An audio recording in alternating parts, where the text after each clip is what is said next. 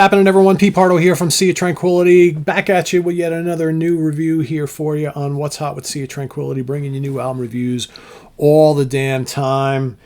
Magnetic Eye Records is the name of the label for this brand new release of a band I had never listened to before until recently. Jamie Lazaro kept saying, "Pete, you will love this band.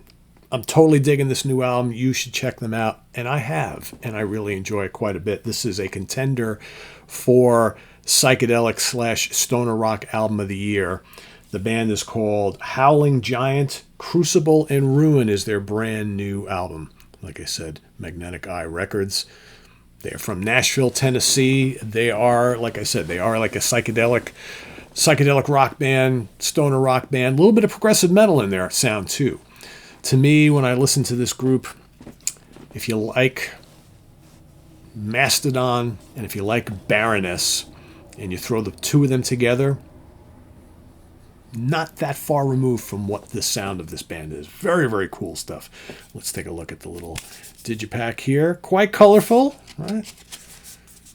There's the band right there. I'll talk about them in a second. And you get the CD in one of the sleeves, no booklet. But the band comprised of Tom Polzine on guitars and vocals, Zach Wheeler, not Zach Wheeler, who pitches for the Philadelphia Phillies, but Zach Wheeler on drums and vocals, Sebastian Baltez on bass and vocals, and Adrian Lee Zambrano on guitars and synthesizers.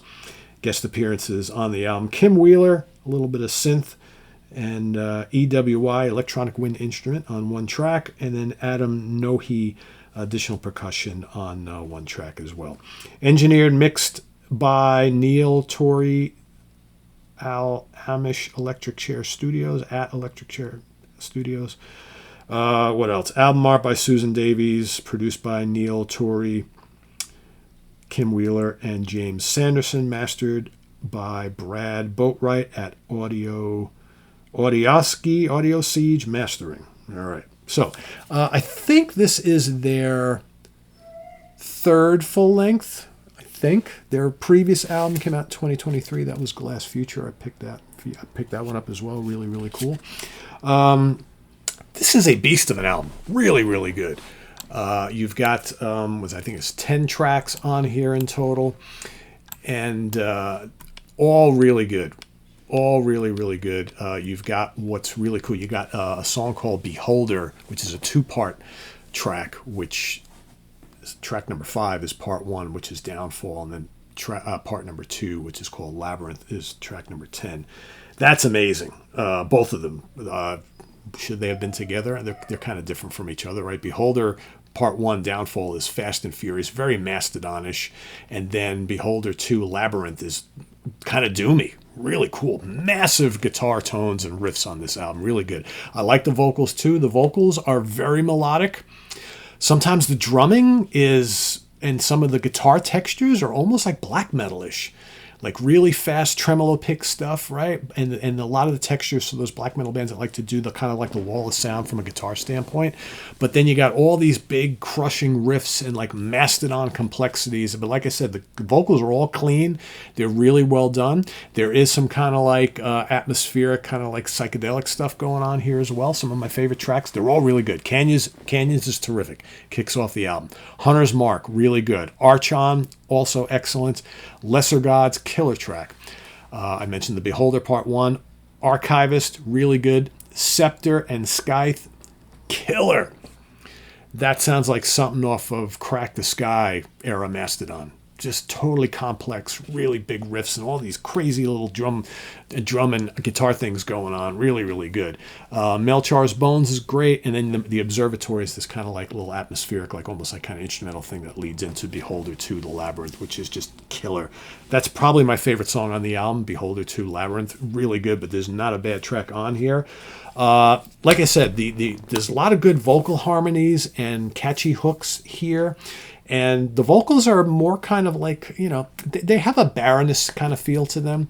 I'm also reminded, in a weird way, a totally different style of music, but the more like Tobias Forge from Ghost, the way he's got that kind of haunting, higher pitched vocal delivery. It's kind of similar here. It doesn't really sound like Tobias, but if you like that kind of style, you'll probably like this. But if you love Baroness, you're really going to like this band. And there's a great sense of like texture throughout this whole album.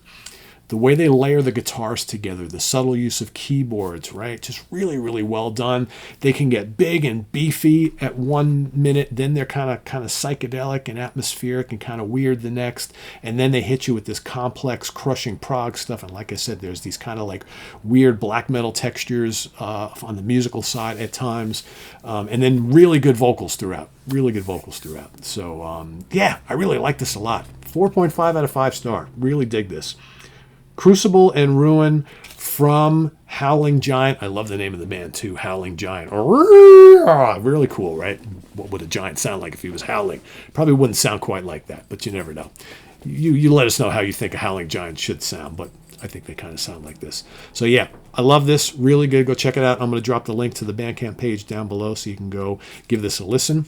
It's late in the year. This is definitely a contender for Album of the Year in certain styles of music, right? But in general, I think it's a really, really good one. So let us know what you think. Visit us on the web at www.seaoftranquility.org. We're on Facebook, YouTube, and Instagram all the damn time. Please subscribe if you haven't already and click on that notification bell so you get alerted of all of our content as it posts. And please do hit the like button before you leave.